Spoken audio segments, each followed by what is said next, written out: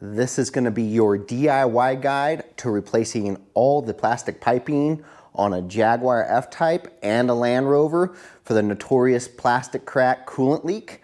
So you want to get this done before yours overheats. So let's dig into the video.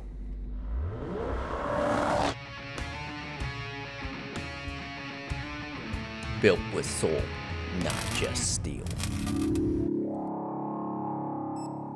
Okay, we got our basic tools kind of laid out. We pulled them off the mobile truck, so that way we can work inside the fab shop here on the Jag. We can go through this kit real quick, show you what we'll be replacing. Now this is the complete kit. You can get away with just changing the two common pipes that crack. Those are these two right here. You can get these from Jaguar. This is through Euro Amp, so aftermarket, but very well made. Those are your two main pipes that crack. The reason these crack is they're, on the original ones, they're plastic, and then they have a seam in that plastic where they just kind of melt the seam together, and that seam splits. And so this allows you to get rid of that potential area of failure, but we went with the complete kit from Euro Amp. This kit comes with, this is the crossover pipe on the rear of the cylinder heads. So this is usually plastic as well. So we went ahead and got this in aluminum. Now, the plastic technically would be a little cooler. These because they're aluminum, they're gonna heat soak a little more, but I would take the heat soak personally over potential coolant failure, because if you're cruising these things down the highway and something like that blows, I mean, you only have seconds to milliseconds before overheating, warping things, blowing up the motor, that type of thing. So again, I'll take a little bit of extra heat soak. We got the bigger charge cooler, a better pump. We got a nicer new pump here as well. So it comes with the water pump. Comes with the thermostat housing. This is normally plastic as well, so it already comes with a new thermostat in there. So it does come with the new hose. This is another common failure point, this plastic fitting. It is still plastic, but you do get the new hose, so that's good. So we're just going to replace that preemptively. It comes with quite a bit of things in here too, all your fittings that you're going to need along the way. It comes with another breather pipe of some kind, or coolant pipe, a new one, and then also, I believe this is normally plastic, comes with an aluminum version of this, so that's good. And then it does come with the Supercharger coupler. So depending on what year Jaguar you're doing, or Land Rover for that matter, you'll need to verify which coupler you need. I think, if I remember reading through the forums correctly, I think the way to tell is if your supercharger valve is vacuum operated or electronically controlled. I think, don't quote me on that, but I'm pretty sure that's the way you tell. If it's vacuum operated, it takes a different one of these. If it is electronic like mine, it'll take the green one. So I think the other one is white in color. And then the kit, final thing on the kit, comes with brand new steel or metal intake manifold gaskets for under the supercharger. So everything comes complete in the kit. I do still need to get the factory coolant, but on this video it's mostly the teardown. So I'm not super concerned about it right this moment. We're gonna get all this torn down. Ours will be a little different, as we have Mina Gallery cold air intakes. Our cold air intake piping is ceramic coated to help with intake temperature, so the piping doesn't get that hot. It's a thermal coating on there. But our pipe removal will be slightly different than yours with your factory plastic, but it'll be very similar. And then we are changing, shout out to Velocity AP. This is their, in coherence with American Racing Solutions, this is their newly designed supercharger belt tensioner. Helps reroute the belt, because currently what happens on these, especially if you're tuned with a bigger crank pulley, smaller supercharger pulley like I am, and I'm getting this too, but I get belt slip if I go from, you know, light throttle to heavy throttle. The belt will slip for a split second, which is really harsh on the supercharger. But one of the reasons why that slips is the way the belt is currently routed, it only goes over a fraction of the supercharger pulley. And so this new tensioner allows you to reroute that and get, I think it's like a full 180 degrees over the supercharger. So that way it doesn't slip on that supercharger. I even have the Grip Tech version of the supercharger pulley. I bought both from Velocity AP 3-4 years ago now. I put the original one on, that was billet, and it slipped all the time. And they had like immediately came out with a new rendition that had a bolt-on face with Grip Tech or Grip something on it, and that took care of my problem with the belt slipping, I would say 85 to 90%. So let's move on. So one thing we will be using is I run Mitchell Shopkey Pro through my automotive business, and so we will be using the detailed step-by-step removal process from, it's basically from the dealer that they have permission. You see, I mean, it's full-blown pictures of how to remove the supercharger safely. We're going to be doing this step-by-step with you guys, and then that will be the end of this video, is getting it all torn down, and then the second video will be replacing everything, putting it all back together. All right, you guys, I'm going to try to get as much of an aerial view as I can for you guys, plus POV. I'm going to have to charge this thing multiple times. But for now, you can see this is what I was saying. Mine are ceramic coated. These are normally either just powder coated, but I had it ceramic coated just to help keep the air intakes down. Eventually, we are going to do the 2.3 liter supercharger upgrade, and these will be carbon fiber anyways, and I'll probably put these up for sale. One clearance issue, I have foam in here, but it does, I've noticed that no matter which way I rotate this, it wants to rub this headlight bracket or whatever this is right here, the radiator support. So I put foam in there a long time ago. It's pretty old, but I might end up just giving this a little contour with my shaping hammer so it's actually smooth, so there's no harsh edges in there, but just so we don't have to have that ugly foam. That being said, we're going to start with removing our intake pipe. Yours is going to be exactly the same, but slightly different, if that makes sense. So it's still going to be bolted to the throttle here, right up front. So you'll want to get to that, and you'll want to disconnect whatever pipe. I'm trying to remember what the stock one looks like, but I think it's a Y pipe to another plastic pipe. You'll want to get that disconnected, especially if you're going to be doing the water pump up front like I am, and the tensioner and stuff. We want to get as much of this out of the front to where we can get to it. So I'm going to time lapse this part on the big camera, but I'll be removing, likely because I have my front fascia off, I'll probably be removing this whole pipe and the Y pipe on both sides.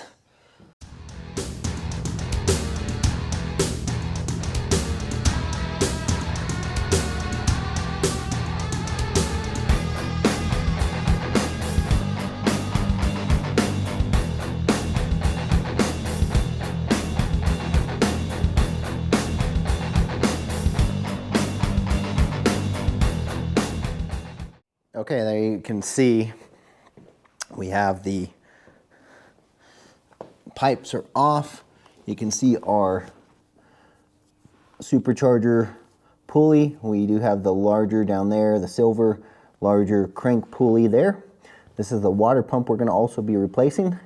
So what we're going to do now, here's the supercharger tensioner down here. Sorry, it's back there. We're going to get this off. Thermostat housing is here. You can see what I was talking about. It is all plastic, and this is that pipe they gave us, the brand new one here with this little fitting that's known to break as well.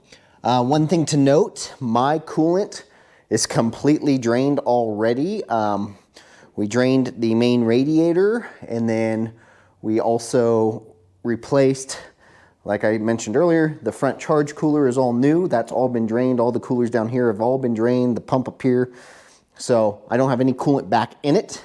I'm sure we'll still get a mess, unfortunately. It's just the nature of the beast. You can never get all the coolant out, but we don't need to take any precautions of draining. If you guys need to still drain yours, I'll put a link in the video of, I think it's the splitter video, pulling the front fascia, because I drained the coolant at that time because I knew I'd be doing all this. So I'll put the link up above.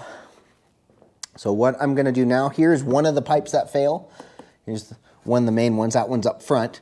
The Y pipe is underneath all of this. And then that crossover pipe you can see there in the back is also. Another thing to note, I did pick up in reference to the Supercharger actually has its own oil. I picked up my own Supercharger oil with the syringe to put it in. So once we have the Supercharger off, we will be servicing. They say it's lifetime oil, but they're actually recommended at 50,000 miles. We're at 48,000, so we're just gonna do it while we're in there. So one thing to note, like I said, the belt was slipping, but if you look down on top of the tensioner, and this is why the upgraded tensioner is so important. You see the little black flakes on the tensioner, that's all belt material. And if you look at this first rib and the third rib, they're basically completely worn out on this belt. And this belt only has 5,000 miles on it since, or maybe 10,000 now, maybe. I'd say probably, when did I put this one on? 3 years ago. I only put about 12 to 2,000 miles. So maybe about 6,000 miles at max on this belt. And it's already, we're gonna go ahead and just bite the bullet. The car will be down a little longer. We're just gonna order a new belt because I don't wanna use a belt that has missing teeth already. So, yeah. So this is why it's important, guys. You see it down there. It's just been fraying all along. I think there's a piece wedged in that pulley even. All right, and I'm going to go ahead and start with, so I can get to that tensioner easier, removing the upper radiator hose. It's coming off this plastic housing anyway, so we got to remove it anyway because we're replacing that pipe. So we're going to go ahead and remove it now. And that'll help us get down to the tensioner and the belt.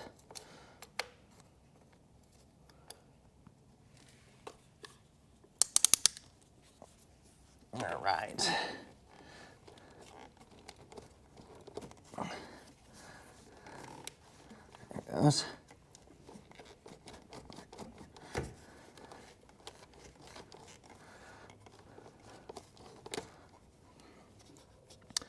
I am going to pop this little guy out. Let's get a flat screwdriver here. There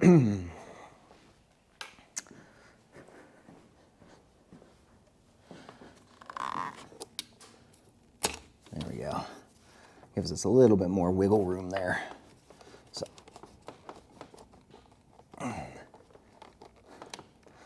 Okay, we're gonna let this go.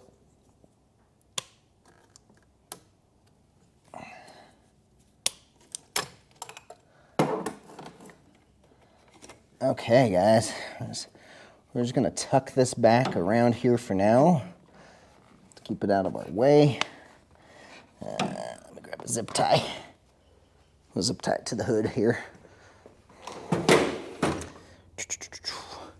I think I got a zip tie somewhere. Somewhere, I don't know where the heck they went. Oh, there's some right there. I have a whole bag. They must have fallen behind this drawer. The whole bag is missing. Okay, but this will help just hold it out of the way here.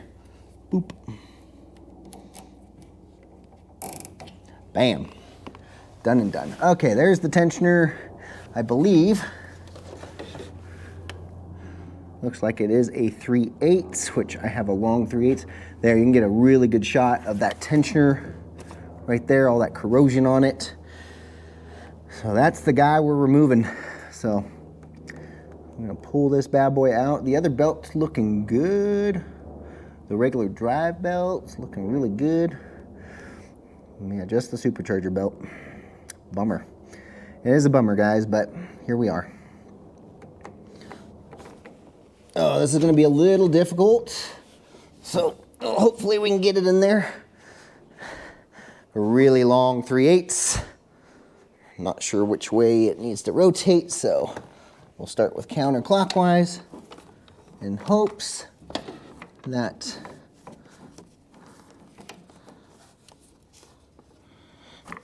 there it goes. Yeah, I think that's the right way. Okay.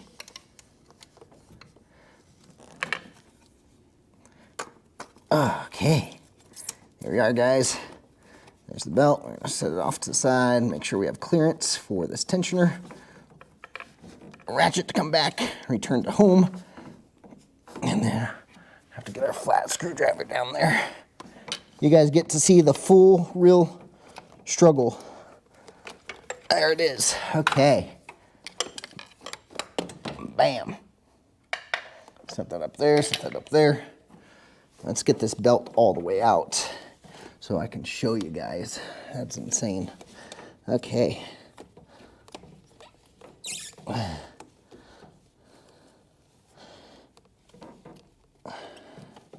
can get it off of these things, off of all these pulleys. There we go. Here it comes. All right, I'm gonna go to the other side, guys.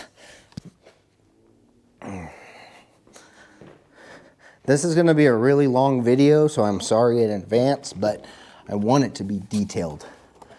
So I'll time-lapse what I think is important. Like, I guess technically I can time-lapse this part here, getting the belt off, because it's just a matter of weaving it around everything. There it goes, it's starting to come. Okay. Okay, it's off the crank now. Let's build it up. Okay. A bunch of sharp edges on everything. So one bad thing about these motors. Oh. Okay, I think it's just stuck on the tensioner now. All right, one more time back to this side. Yeah, sure enough. Oh yeah. Ew, wow. You guys can see, holy, well, glad we're getting in here. All right. Oh man, come on. What's it stuck on? Let's go around all these pulleys, come on. There you go, come on, all the way down and around. Okay, now it's just wedged. Ooh. Oh, come on. There it goes, guys. All right. Get the thing out of here. Well, we're going to definitely order a new belt, guys. So here you go. Here's a really good look at, you can see how big the gap is. It's eaten down, and it's actually, see that? It's actually starting to peel away right there. So, bummer.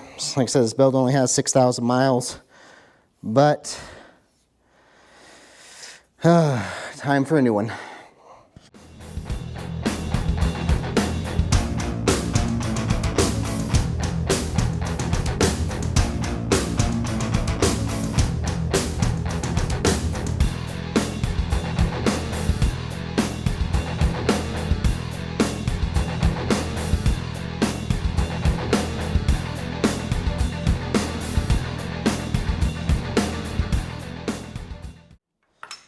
Look at that. There's no grooves left on the freaking tensioner. So what they ended up doing, they went with a smaller billet instead of plastic pulley. And it also, I believe, changes, of course this one's being pinned, but yeah, it changes the routing slightly different. It's got a more intense spring in it as well. You see how heavy duty that spring is. So, well, I'm glad we're in here because you can see the tensioner was maxed out, therefore the belt was rubbing across the tensioner body, which means this thing was all the way maxed. Okay, unfortunately it's Christmas time. Day before Christmas Eve right now, or yeah, day before Christmas Eve. So even if I order it today, it probably won't get fulfilled till after all the holidays. I believe Velocity AP is closed for several days. So we're gonna put that belt order in as soon as possible. So that video may end up coming even later, but we'll get all the piping stuff done on the, like I said, on the next video. We'll get it torn down this video, get it all done on the next video, and then probably the following video, we'll go ahead and reassemble the new tensioner and belt before we put our intake tubes back in and all that. So starting with, let's get our tools cleaned off. Starting with procedural removal of the systems here, we are going to set this up here. Again, we're going to be using Mitchell. We're going to start with step by step for you guys. I'll be looking at this. So the very first step they want us to do is to remove these pipes here. So I think the easiest way to remove these pipes would be to just take a small pick, which I have.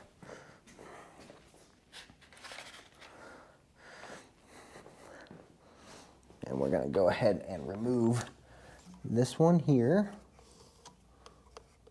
Push back. That one here. Push back.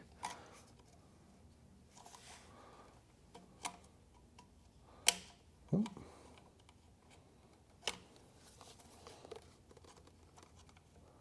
There we go. One, two. Okay. That's coming nicely. There we go. There's 1 and 2. So goes there.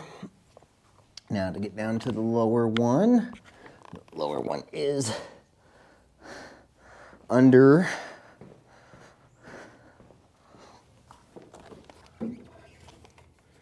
right here, connected to, and I think one of my tabs. Is one of my tabs broken already? Somebody been in here before? Huh. Looks like one tab's already broken. Unfortunately. There you go. Yeah, sure enough, there should be another tab on this side. Well, it's still held strong, so that's a good sign, but I don't like that being missing. Okay, so here we go. We're gonna grab pliers. Next step says to remove from here. I'm gonna remove from this end. Give us as much room as possible. Go, slide that back. Wiggle a little bit of that. All right. Let's get this out of here. Come here. All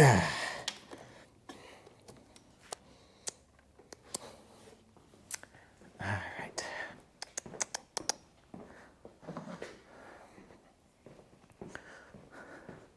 Very, very carefully, ensuring we don't puncture the actual hose. Run this tool, this 90-degree pick around the surface. Not picking into the hose at all, we're just leaving it flush around the surface and going like that. That helps, will help break anything loose. There it goes. I'm applying very little pressure on this hose. You see, I'm not even compressing it. So, all right, that is step 1 of the pipe teardown. We'll set this off to the side with all of our other parts. This line here.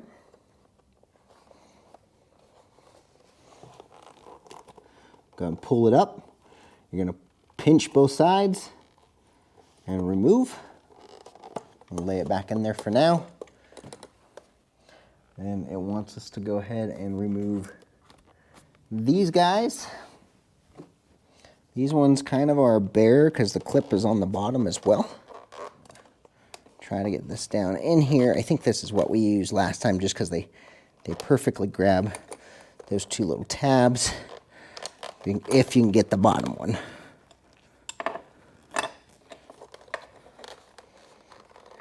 There you go. Yep, just like that.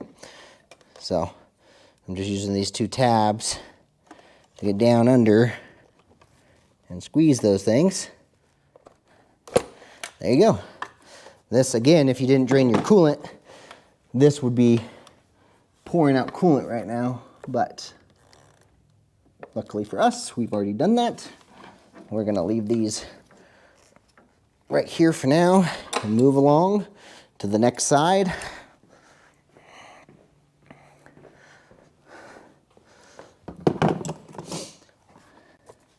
Same thing, it's gonna be these two here.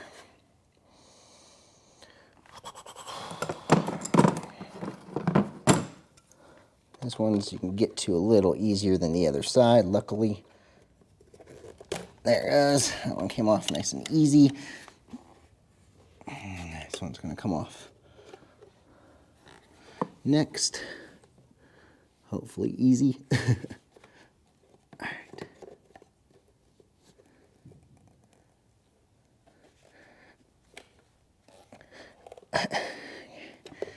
This one is not cooperating. There's probably a different way of doing this. It doesn't really tell me on my software, but obviously you pinch these and it opens these tabs. Or maybe you pull them back, I don't know. Maybe that's all you need to do, I don't know.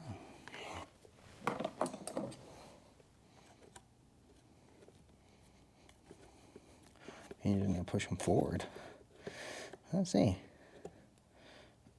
All right. Let's try that. Try going forward with them. There you go. Forward. You push forward. Hold your tabs. There it goes. Okay. Push forward a little bit, just a little. Then you're just going to hook onto one of these and actually pull them back up over. You don't even need to pinch them.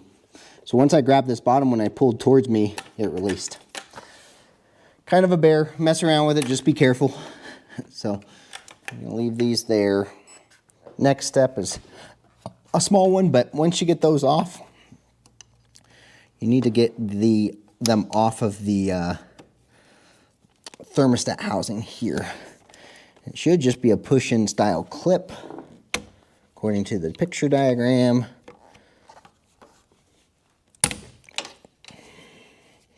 There we go. Okay. Yeah, there. That's nice and out of the way. That's going to be off of our thermostat. I think there's one. I don't think we need to do anything on that side, so let's move on to the next step. So as you can see, that was that clip there on the thermostat housing. Okay, and to the next one. Dun, dun, dun, dun. So now we got to get all the fuel lines off, or whatever those are, evap or fuel, and get our foam padding out of the way on the passenger side. Okay, and on the driver's side. So we're going to remove our foam, just like as if you're doing spark plugs. Okay, fun stuff. All right, so on these, if you go like this, on my long time ago, a couple years ago, I did the spark plugs on this thing, and I had a video of how to do all this, but I'm just gonna push, pull. All right, this car, should mention your battery needs to be disconnected.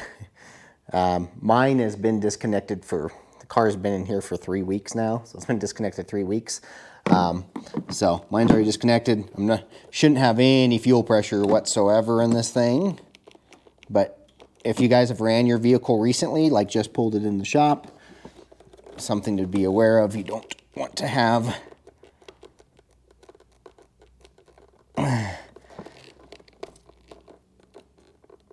high pressure come out on you.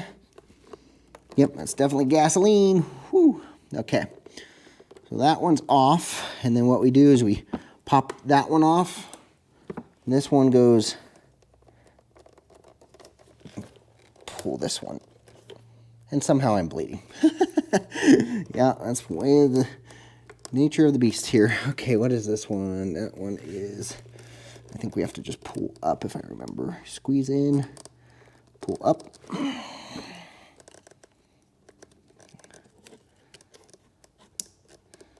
There you go. Okay. Yeah. So you pull this metal lock tab up just a little bit. Don't want to pull it all the way out, but see how it's higher than the clips? And then you can push the clips in and you can disconnect that second line just like that.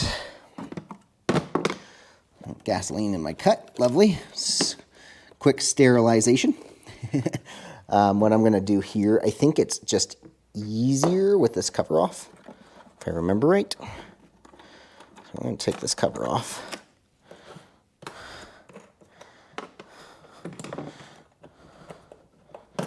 All right. All my tools over here.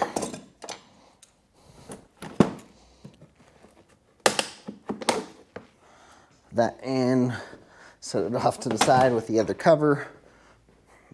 Set this over here. All right. Here we go. So now the fun part is you got to get this foam up over everything. So we're going to pull this back gently. Don't break your plastic lines. There you go. That's just them smacking everything on their way out. You're going to open your cap.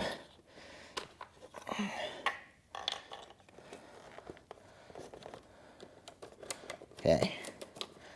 I put my cap back on so nothing falls down inside the motor. You should be able to get down here. They are on a tab, if I remember correctly. You got to get your hand behind and push out to pop them off the tabs on the coils. And once you do that, there it goes. That one's coming. This is the hard side because it's just so crammed. There it goes. You heard it pop.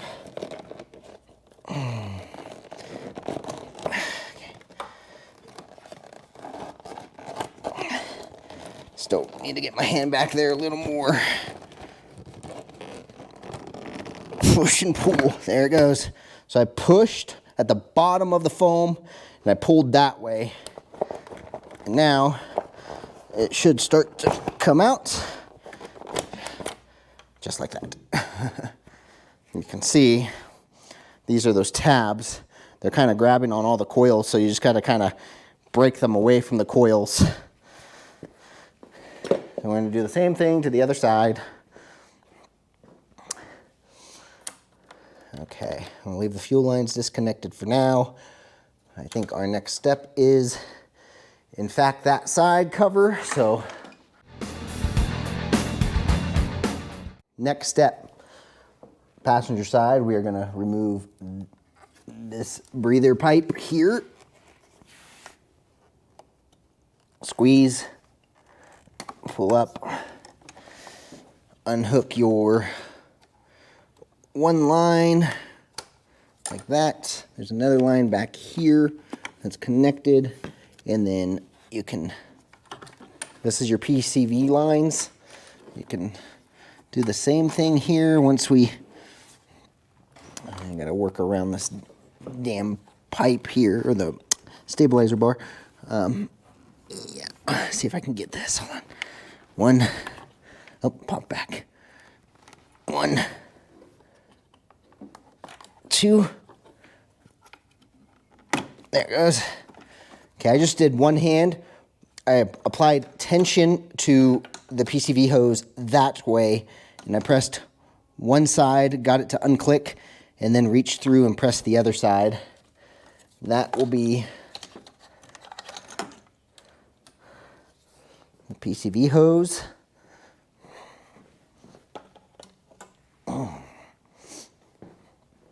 Now, next step is going to be this little guy. Pull your gray tab back, press down, unplug, grab yourself your little door popping tool. If you got one, you can use a flat screwdriver. But we need to pop this off the supercharger right here. Just wiggle until it's off there. Go ahead and unplug. I think that is the next step. Hold on. Let's see what the next step is. Okay. Done. Here's the clip. We're not smoke carry, blah, blah. So the next step is actually going to be all the fuel unions. Let's get this zoomed in here so I can see. Right, so we got to take it from across the top of the charge cooler. It looks like they already have all the electrical connectors unplugged, so let's finish getting the electrical connectors unplugged first. But this is the pipe they're pointing at. There's the union. So let's get this unplugged. We know that this one's got to come undone. That one you just lift up on the tab, pull back. This one I can't see the bottom of to know exactly how it comes out, but I'm assuming it's going to be a little tab we should be able to get to the pick.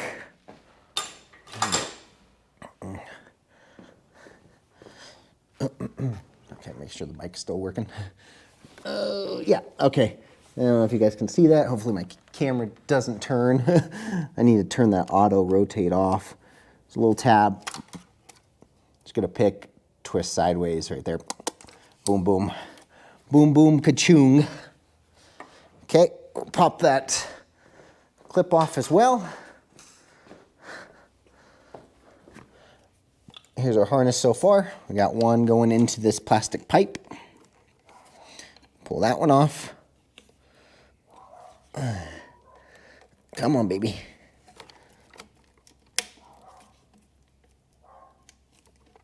I have these kind of zip ties.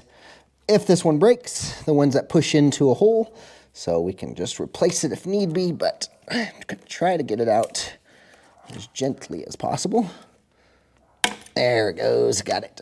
Okay, guys. So we're gonna also, since we know the throttle body's coming off regardless, we're gonna go ahead and pop that red tab back.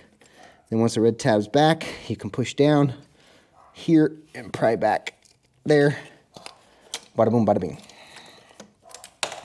Okay, so now let's work on the fuel line. I'm going to take these up over here out of the way.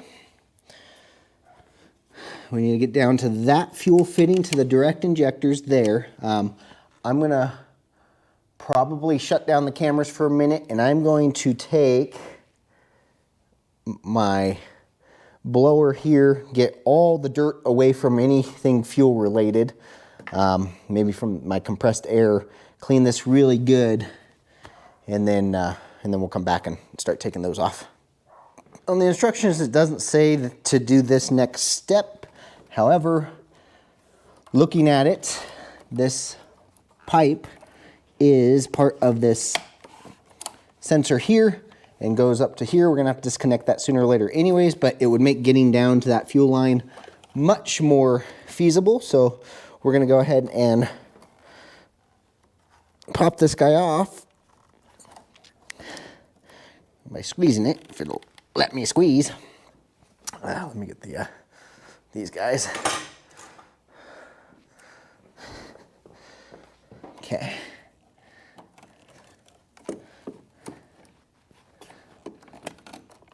There we go. Pop it off. One plug. I'm gonna now should be able to slide it right off of its mounting bracket and then get over here, and it should just be a push. There's just, on the front side, you just push that in to release it. And now we can kind of let it rest down lower and get right to our fuel line that we need to get to. So let's go ahead and get our fuel lines off. probably gonna be, oh, let's see, maybe a 17, I don't know. Some kind of metric. 17 it is.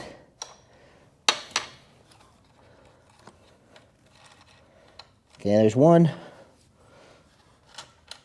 Anywhere else? Nope, that goes there, there. Okay. Down to the other side.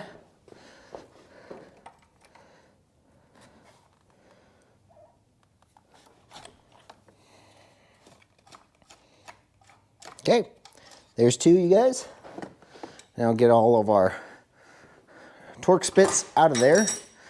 What we're gonna do is we're gonna set these up to hold our torque spits and all of our bolts for now until I get another magnet tray. Torque spits, so they're looking like T30-ish. Guess off the top of my head. Let's see. Bam, 30 it is. Okay.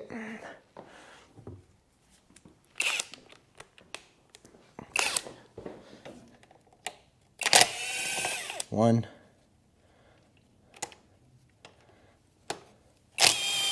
two, three. And one more to go.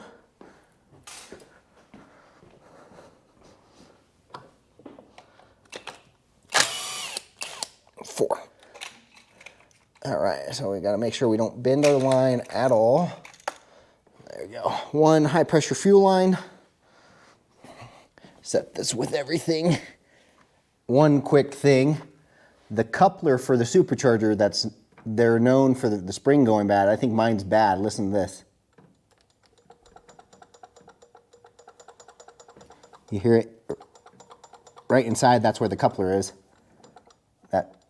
I think my coupler, because if I go like this, it stops here before it stops there. That coupler has a spring that's known to break or go bad. My boost and everything was fine. No weird noises coming from the supercharger. I did start to notice probably the last 1,000 miles I put on the car. I did notice when I shut the engine off, the engine would shut off and then I'd get like a, so I'm guessing that's what I was hearing. Like I said, I don't drive this a whole lot. It's got 50,000 miles on it now. I bought it certified pre-owned at 33,000. So, and that was in 2020, 2021. I bought it February of 2021. So this upcoming February, in a month and a half from now, is 5 years of ownership. And so in 5 years, I've only gone from 33,000 to 48,000. So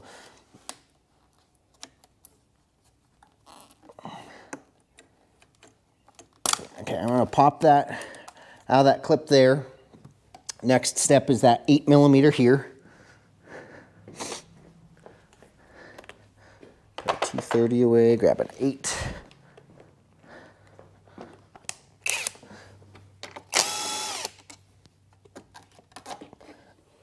Okay, I just set this one off to the side for now.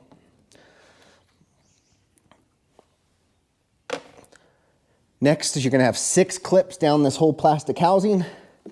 So probably easiest with either a pick or a flat screwdriver. We'll try a flat screwdriver first. Let's get this housing off. Go 1, 2, 3, 4. I guess 4, 5. And 6. There you go. See, it rotates on the housing there. So there's our harness. Not sure what's next, so let's look. Put our bolt with our other bolts. Okay. Got the 6 clips going. And then you're going to have 2 zip ties on the wiring harness, plus 1, 2, plus the 2 bolts. And then another 3 bolts, it looks like. Okay. So there's the zip ties, 1 and 2. I'm guessing we just cut those out so we can lift this harness. Oh, there's another one right here. Oh, battery just died. We need to let the POV camera charge, you guys. Okay. We'll finish this one out real quick though. Grab my wire cutters. I'm going to snip those. There is a line back here on that housing, so possibly looks like there's a sensor right there, or some kind of resistor plug. Yeah, that's a resistor. Okay. So let's go ahead and cut those. Grab the wire cutters, cut the zip ties.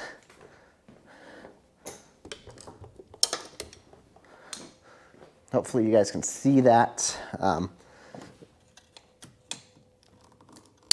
One.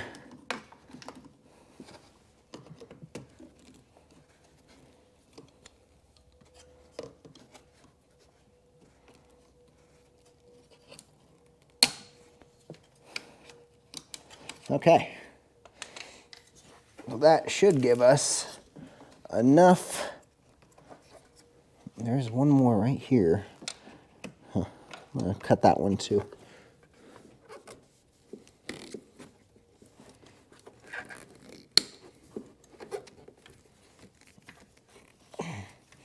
This one's kind of harder to get to. There we go. Only because of where it's at. There it goes. All right, there's 3 zip ties in total, even though the paperwork says 2. Okay. I think now we cut those. We're going to pop, oh, you guys can't see it. There's a line, a curved hard plastic line with a push-in clip on the back of the plastic. Sorry, my POV camera's got a charge, so let's just get this right here. All right. Okay, that line is off. So it's a breather. It's a breather hose. Let's try this T30 again. T30. Okay. 1 and 2. There we go. I think the hardest part is going to be wiggling all this out. So, not quite sure how they expect us to do that quite yet. So, or if we just kind of lay it back. Maybe that's what we do, lay it back. Close it back down and lay it back. Oh, the zip ties. Why would they have us cut the zip ties, though? Okay. So there's 3 bolts right here. I think this is the Symposer. This goes down to the Symposer. But 1, 2, 3. We'll take this bracket off. And then we'll start working our way down. I want to get a POV of this. So I'm going to take these 3. It's this metal bracket right here. There's 1, 2, and 3. I want to take those off now. And then we'll let the camera charge. It's almost lunchtime anyway, so we'll let the camera charge a while and move on from there. Oh, those are super long. I got one more.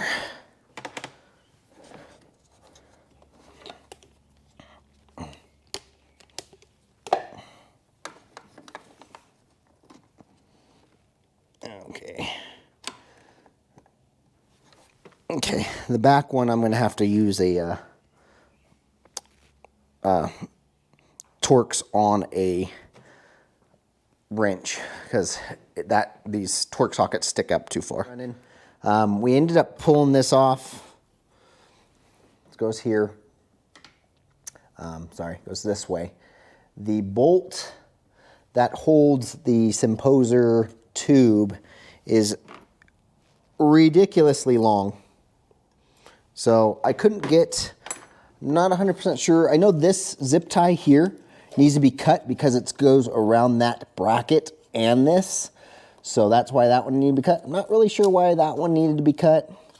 I'm guessing this plastic probably needs to all come out to get down to some of this other stuff, but we're gonna do the supercharger first. So looking at this is the next thing on our list. So we're gonna pop it out of its retainer clip gently there, and we're gonna have, looks like whatever is here, and then one, if you look back in that back corner, there's a pinch hose there. If you follow it, it goes right there. So let's try to figure out that next. I'm thinking, if you look here, this line goes down under this bracket and then down.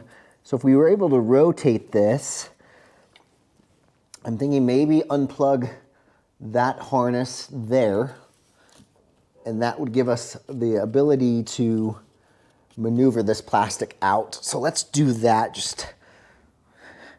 just to see if the theory is correct. The instructions don't say to do this, but I prefer doing things a little bit, whatever's easier. Looks like two, I got a 10 and this one there. I'd rather do something that's gonna make the job easier, even if it takes a couple extra minutes. But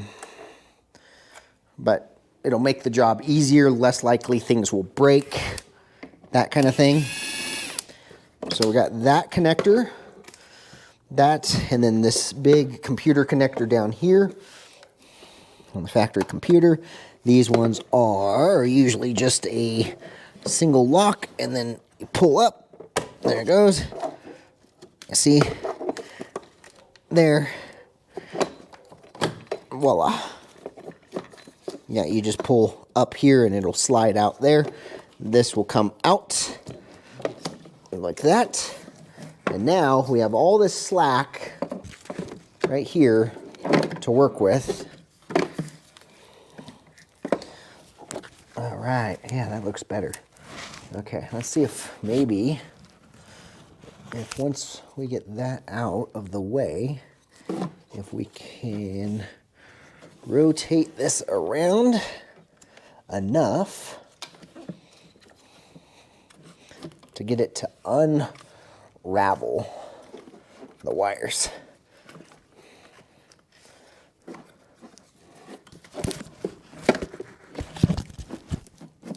There we go. As much of that down as possible.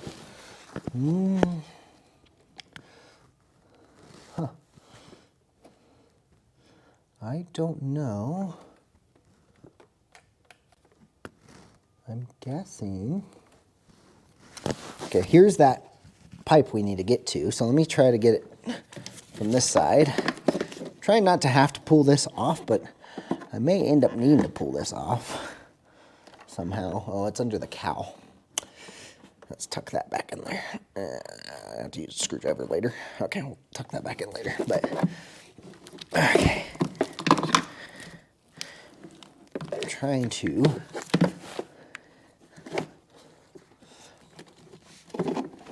able to get that down and around, then maybe, just maybe, here it goes.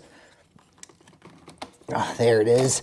All right, guys, so that's the magic trick right there. It's coming now.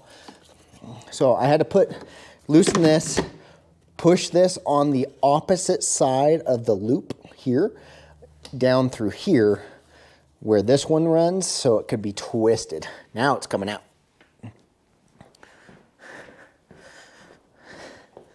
So the same thing here. Now we should be able to twist. See right here? That goes in and then goes under this. So by pushing it down and then twisting it, it sets itself up. Now it's out of our way. There are the cut zip ties. So we'll put new zip ties in there. Let's toss those.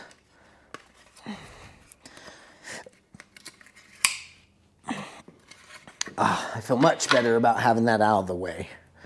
I just feel like it's going to make seeing things back here a lot easier. So this harness goes to the main computer, but goes down to the injectors and the coil packs. So again, this was that one I pulled earlier when the camera died, but super self-explanatory. It's a vent tube with a little pop clip that went into that plastic bracket. So now this is the part where we need to find what is what, because it says to remove this line, but this line goes into some weird thing here, and it doesn't show that in the diagram, does it? Hold on. Right here. Gasket is to be reused and less damaged. Okay.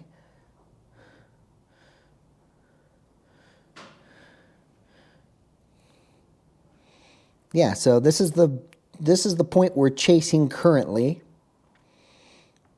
on the back of that one head, but right here it doesn't say how to disconnect it. It just has an arrow. Okay. 10 Newton meters. All right, does this pop off? No, it does not pop off. So do we need to just unbolt it all together? There is a Torx and a Torx there. It's the first one I've done, guys. We're making sure we don't get ahead of ourselves. I'm gonna pop this vacuum line off. And I think we're going to take this out as a unit. I'm going to pop this back in like that. I'm going to take that Torx and that Torx out. So it's a little bit big of a ratchet for this, but it's what's right next to me, so I'm going to go ahead and use it. There you go. This gives me a little bit more control without damaging any of the wires.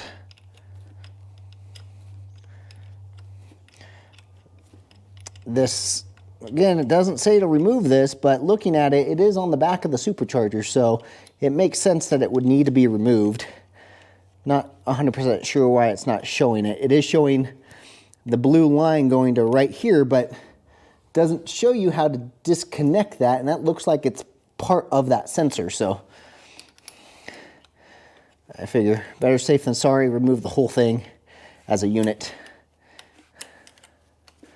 and then we don't have to worry about it, because I believe it's got to come off anyway.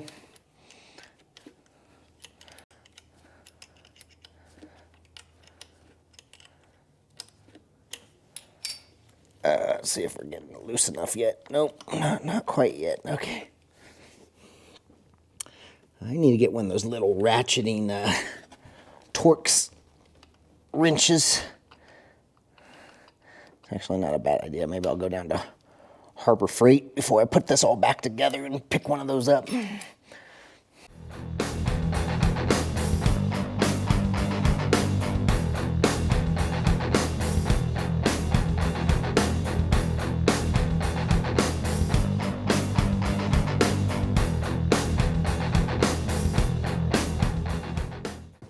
Yikes. Squeeze and pull. Huh. Yeah, that did the trick right there. All right, so that's that hose that goes to that. So it looks like, is there any other screws hidden anywhere? I don't think so. I think it's just that one. So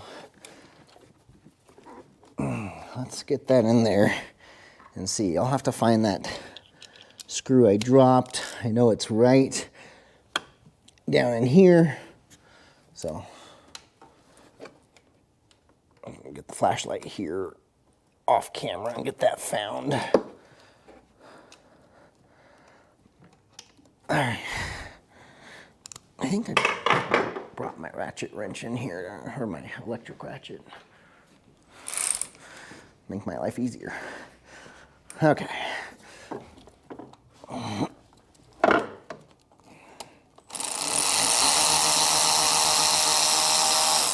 right, there it is.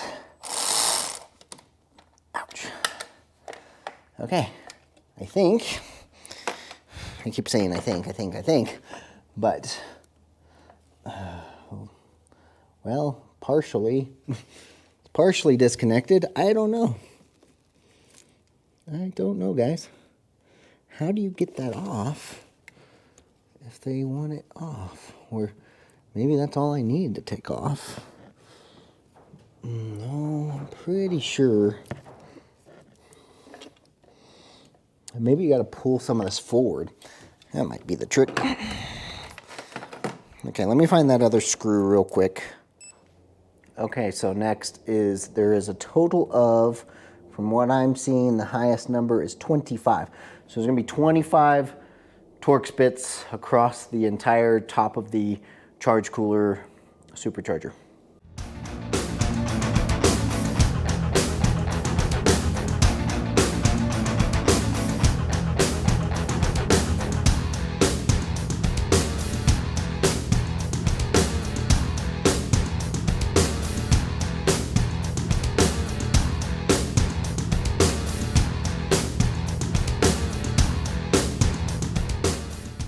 So as you see, there's still coolant inside the coolers. It's dual cooled. This says it on the platform, says it's a reusable gasket. I am going to probably just order one if they're readily available. One thing I did do is I tore some paper towels in half, and I went ahead and shoved them down in our intake runners pretty deep. Once we get the rest of the supercharger off, you can see here, here's the supercharger. Once we get the rest of these off, I'll put some masking tape over the intake runner holes while this thing is torn down, while I'm waiting on parts, so I guarantee nothing gets down there. Again, you can see mine is an electronic valve. Older models, this was mechanical or vacuum operated. So I don't feel any play in the supercharger itself, only in the coupler. If you listen, if I hold this, that's the coupler play. So definitely has carbon buildup on the blades, but everything's looking pretty good in there. Oiling seems okay. So again, there is supercharger oil that goes in the back that we are going to be replacing. So let's move forward with this now. We can start getting all this gutted up front to help get this thing clear. We need to see about removing this stuff in the rear. I don't think the crossover pipe needs to be removed yet, but this is the one thing I'm concerned about. This whole bracket is still sitting on something. I don't know if it's bolted to the bottom of the supercharger. Maybe we can feel down there and find a bolt, but no diagrams on my software are showing how to remove all of that junk. So the throttle body portion of this removal procedure, we already got the top hose off of this pipe. We're gonna get this pipe completely out of here. We're gonna go ahead and remove it right here at the, let's see where this goes. It goes into there. So let's see, let's remove, for now, we'll remove it right. It's kind of not breaking anything, set this down here. Okay, we already got the electrical connector off of everything here. So we're gonna pop this off here and try to get this pipe wiggled out. I think that's all that's on there. That'll expose our throttle body a little better. We'll get that out of the way, and then we can start to pull the snout off the supercharger. I think we have to. So let's grab our special hose tool, hose clamp tool. We're gonna do this and pop this bad boy off.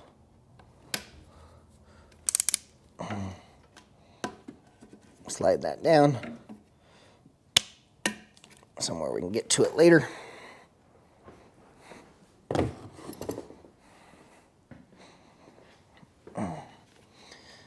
Okay, yeah. All right, so let's, what are those? Still the T30s or these T40s? 30s, okay. Let's get some T30s back on here. Right there.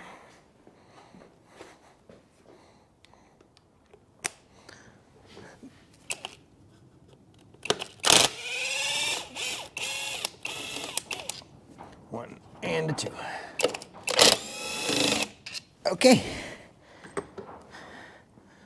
Set this down with all the other stuff.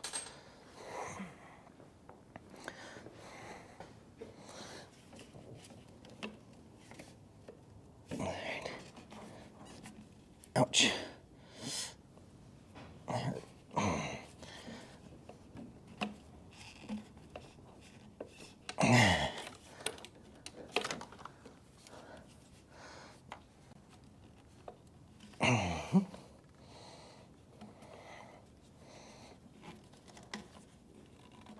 right.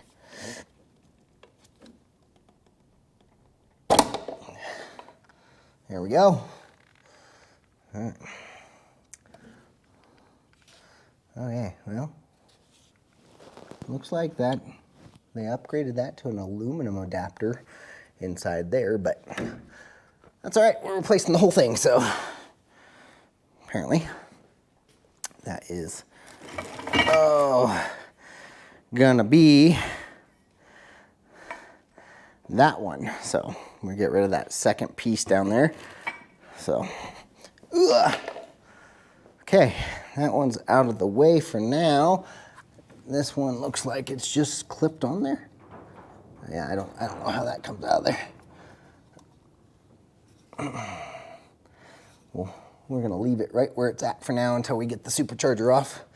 So next is gonna be our throttle body. We do have to be careful because it does, if I'm not mistaken, has hoses going to the bottom of the throttle body, possibly. I think that's one of them, actually. Maybe, I don't know. Okay, now let's go to the computer. Take a look at how the throttle body comes off real quick. Remove throttle body. Okay, yeah, we know that. Okay, we got all that pipe off. We got all that pipe off. We got the two hoses off. We got the plastic fitting. We already got all this off. Is there one more down there?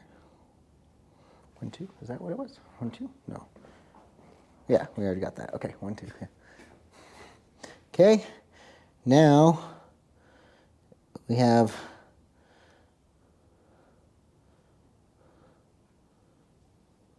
the electrical connectors we already have off, and then just the 4 bolts. Take extra care when removing throttle body. Failure to follow instructions may result in damage to the manifold absolute pressure sensor, MAP sensor. So, okay. So, got that already unplugged, so these are gonna be the T30s as well, I believe.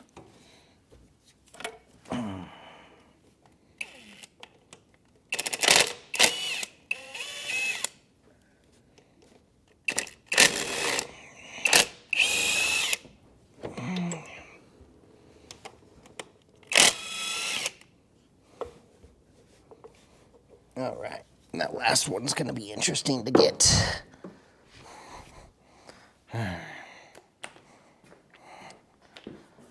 See how to get in here for this last one. I'm not 100% sure. Right there. I guess I could just come in like that. Okay.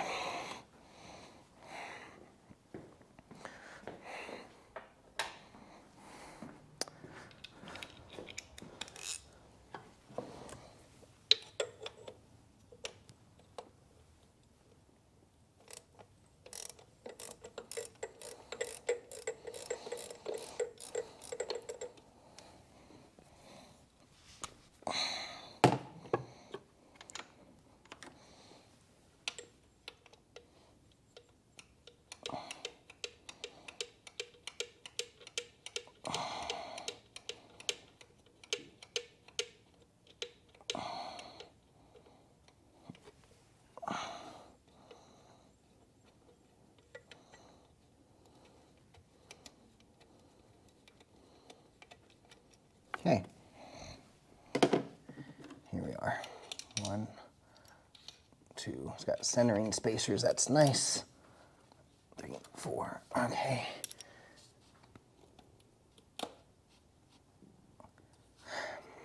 Hate when the gaskets stick. Okay.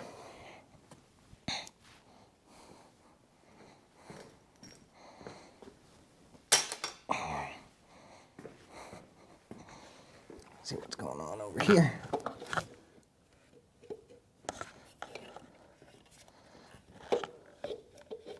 Ah, yes, there is a coolant hose that is underneath it. Okay, lovely. So, and it is using a standard clamp of the crimp type, one of those crimp clamps. We'll have to replace that with a regular one. Or just leave it alone. I don't know if that hose goes down to anything though. Probably best to just remove it if we can. If we can.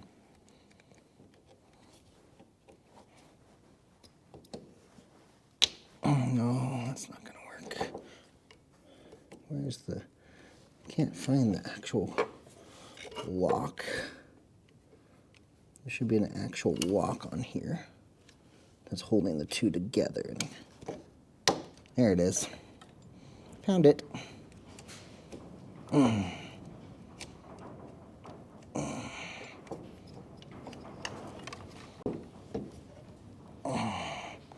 Let's get this.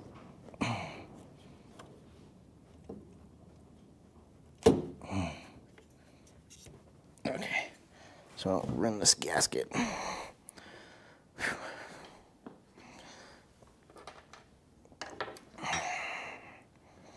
Okay, yeah, there is a little clip, guys, right on the double hump. I just put my pick under there and popped it.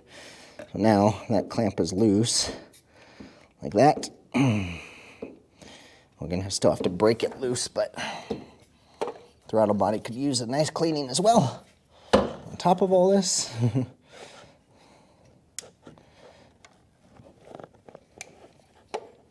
Oh, come on. All right, I'm gonna walk this down and get that hose off. Okay, so from what I found, I finally found a picture of all the stuff on the back of the intake there, or back of the supercharger. Looks like you start to pull it all out as a unit. Then you're gonna have a hose. And here is those 2 bolts I took out. There is a 3rd, 4th, and 5th right there, but I think you do that after it's already out of the car. So it should come out with the supercharger, and then we can strip it off to get to the plug to do an oil change on the supercharger as well. So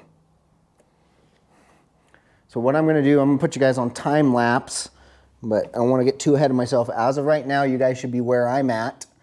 We got the throttle body out of the way. The hose is off the throttle body there. Here's the hose. It is going to be 8 bolts, 1, 2, 3, 4, 4, and then it says to use a cherry picker. So it's probably pretty heavy, so I might get my cherry picker out.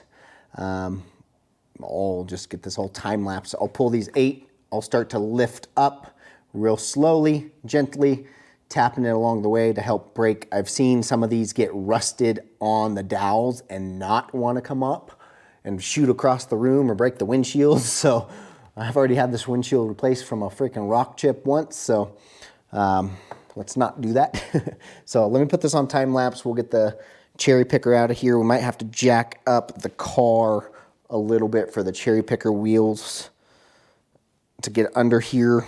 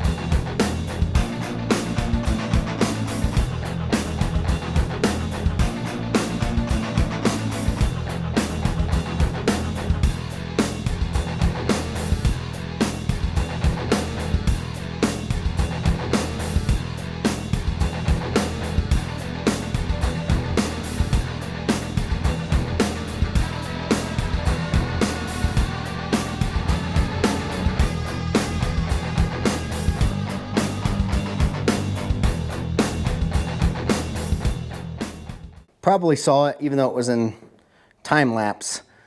Tons of pressure on these things. It's loose now, but it did push up against my hood, but luckily there's way more than enough flex in here that it didn't push hard. I didn't put a lot of tension on it because I didn't want it to shoot up like crazy because I didn't know what was still plugged in back here.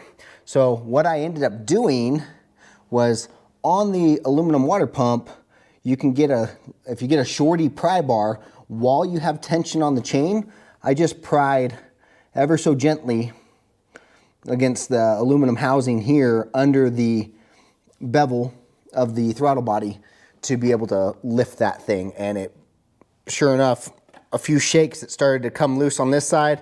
I had to give it a few more violent shakes to get the back dowels. These things have dowel pins. I had to give a few more shakes to get the back dowels off. Now there is a sensor or something right here. See the plug? So I did unplug that.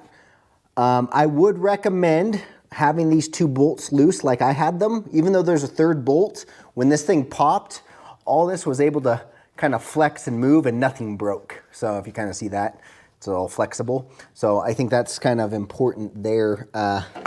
Just an important note. But looking at this thing, I don't see anything else holding it. Got one more sensor or wire going over there we're gonna have to look at. And then I'm gonna actually have to kind of rest this thing back in here and just get a really short chain to run from here to here, and then we'll lift it up with the cherry picker and slide it out. Because this is just, I use this so, because I can't get my cherry picker in enough, so I use this to off-center the lift point since it's adjustable, so it's still pulled up evenly. As you can see, short of it pulling up higher there, it is level. I didn't want to bend the dowels. So, but now, like I said, I'll gently set this thing back down. You can see our rags are in the intake ports. Nothing's gonna fall down there. We'll figure out what's plugged in back here and then hook up a different chain. You can see right there, this harness, one more plug. There is also a sensor, or this vacuum, whatever that is, has a plug. I'm not sure, it doesn't feel like it's connected to the main loom anywhere. So we're gonna try to just get this one sensor off first, hopefully. If we can get something in there, maybe those pliers or something to grab the connector and pull back on it.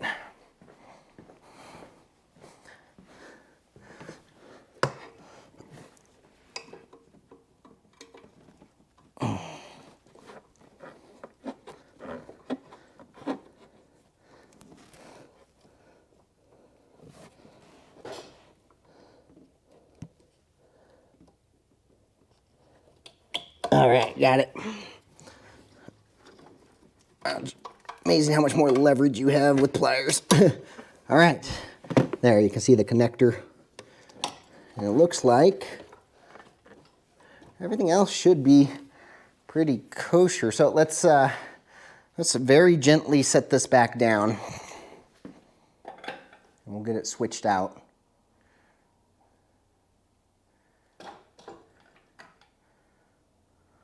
Something short.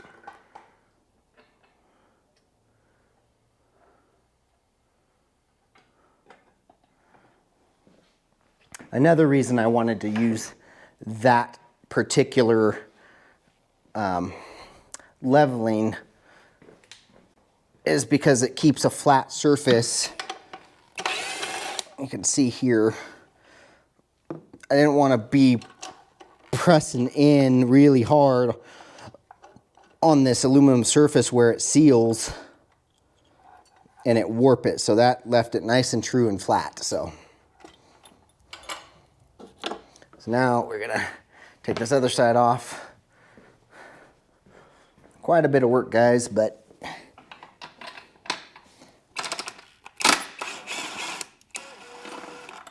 I am showing you that it is doable, and it is doable at home with a few mechanic tools. So,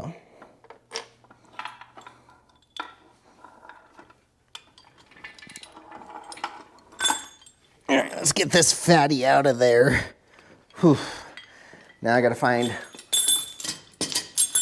one of my other chains. I have no clue where my chains went, so let me go find where my hoist chain is, and then, unless it's under here, it might be under here. Oh, yeah, it's right here. Okay, got my chain.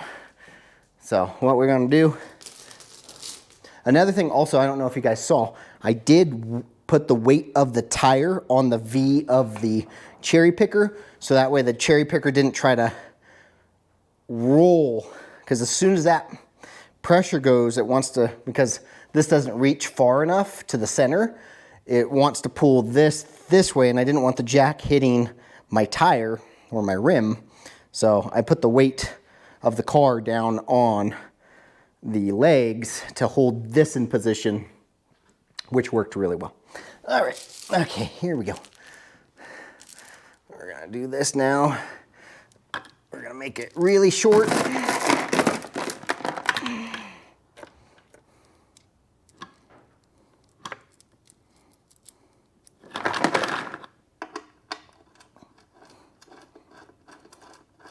Now that this is broken loose, there we go.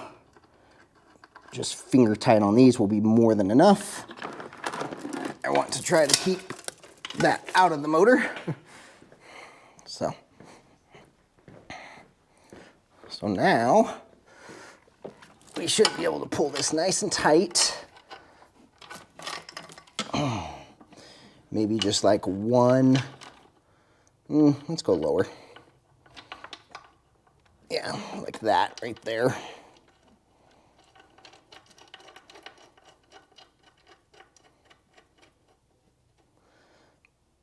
There you go. That should be, like I said, should be more than enough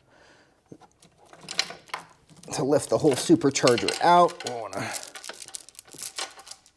place this in the collection there. All right, now let's lower that cherry picker down. I think we need to lower the car back, because this, yeah, we gotta lower the car back down on the cherry picker. That should be good. That way the cherry picker doesn't move.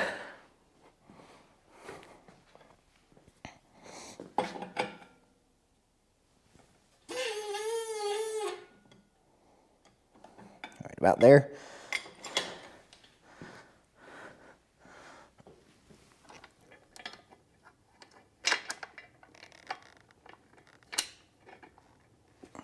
Hoping that we're gonna go slow, but we'll have enough room to get this thing just out of here.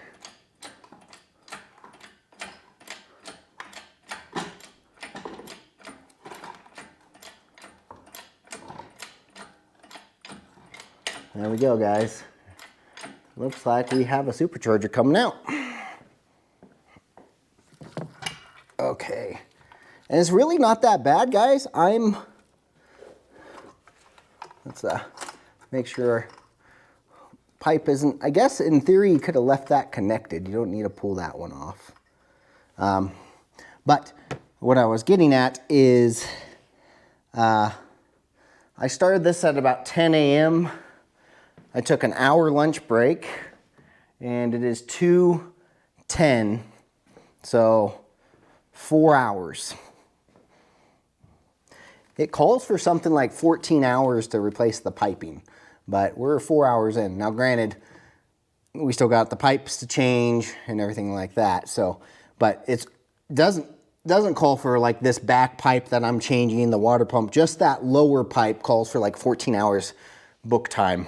So if you're taking it to the dealer, beware that that's if they charge book time. Unfortunately, a lot of times these dealers charge a lot more than that. Okay, so it looks like we got to be careful, guys. That one sensor we unplugged, right here, does push in. I guess you see that? Okay, so let's pop that out, because we're starting to stretch the wire a little bit. I think this side is fine as of right now. Nothing is holding back except for the hose. wherever this hose goes. Okay, so this hose does go to the cross pipe. We're gonna need to take that hose off as well, right there. No big deal. We're also replacing that cross pipe, so that's good. But we'll definitely pop that off right now. We're gonna pop off that sensor, and then we can cherry pick this thing the rest of the way out, and then clean up the surface and put some tape down so nothing falls in the motor. Okay, so first thing we want to do, let's get this popped off. Hopefully, I know this is a long video, guys, but hopefully this is informative, and you guys that are doing it yourself. I've seen a couple videos out there that aren't super detailed. I mean, they are, but they're not this detailed, I guess. Oh, okay, so that sensor does need to be unplugged right there. So let's do this.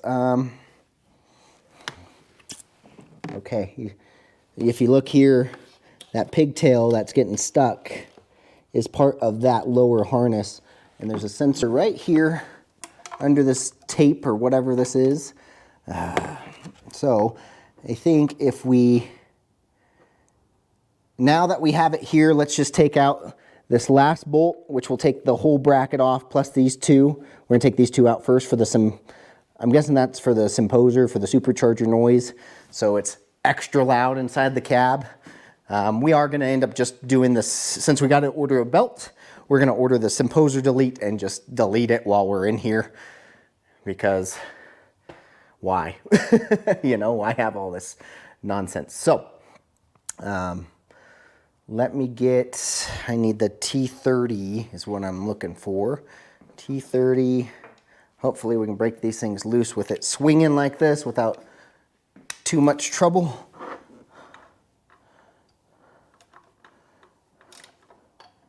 Just need to break it loose, and then I can get my power wrench in there. Okay, that one's loose. That one's loose.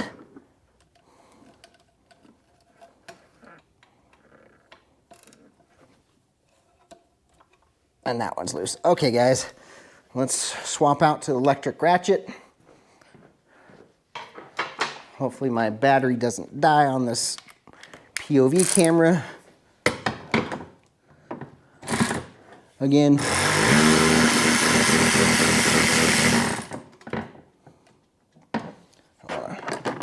Try to get this out so it doesn't go falling.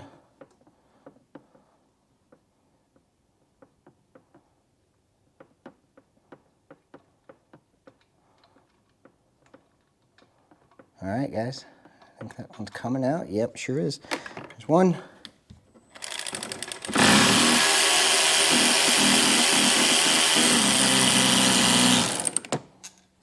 Two. And last but not least, this is that third bolt for that entire bracket.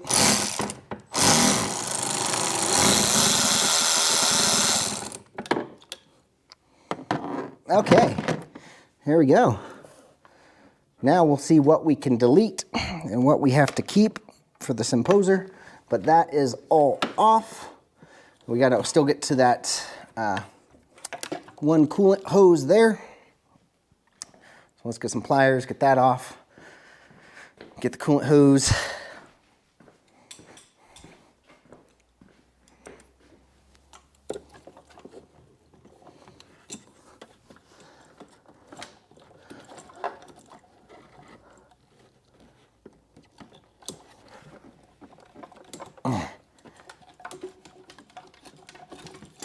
There you go.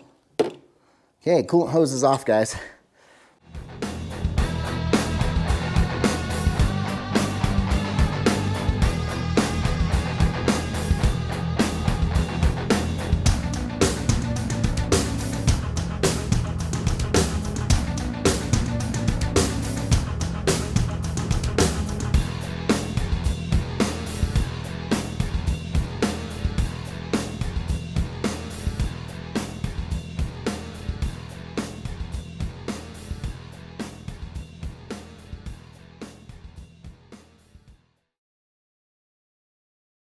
Supercharger is out of the way. We're gonna replace the coupler that's in here. We'll get that up on the workbench. Here is the pipe that is notorious for leaking.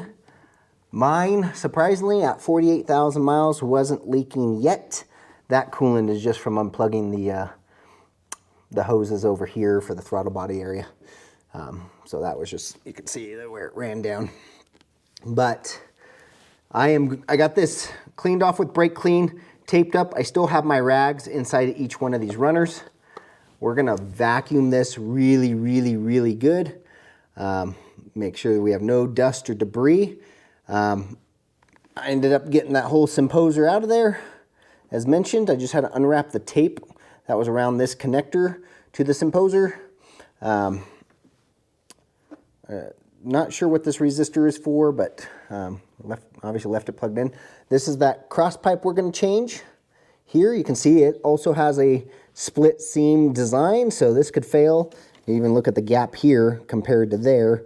It could fail at any time, so we're replacing that. We're replacing this water pump. That's that little adapter there. That kind of weird looking adapter that was in the package.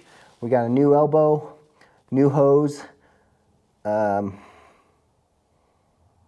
new upper hose, new thermostat housing. So yeah, we're right there, guys. We gotta get to the other tensioner to get the belt off the water pump.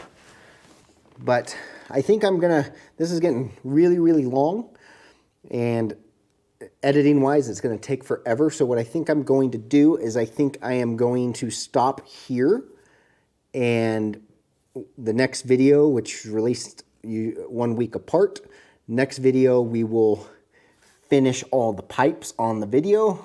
By then I'll already have the Symposer delete ordered and the new belt I need ordered, and hopefully we'll be just moving right along with this thing. It'll be a week later on the video. The series will be about 3 to 4 weeks long. One video released a week, but in real time, today is Tuesday, and I should, minus the belt and Symposer because of the holidays, I should have all of this stuff done between today, tomorrow, and over the next couple days over the holiday weekend. So, yeah, that's it for this episode. For now, learning, building, and sharing the ride. This is JP Street and Performance. Until next time.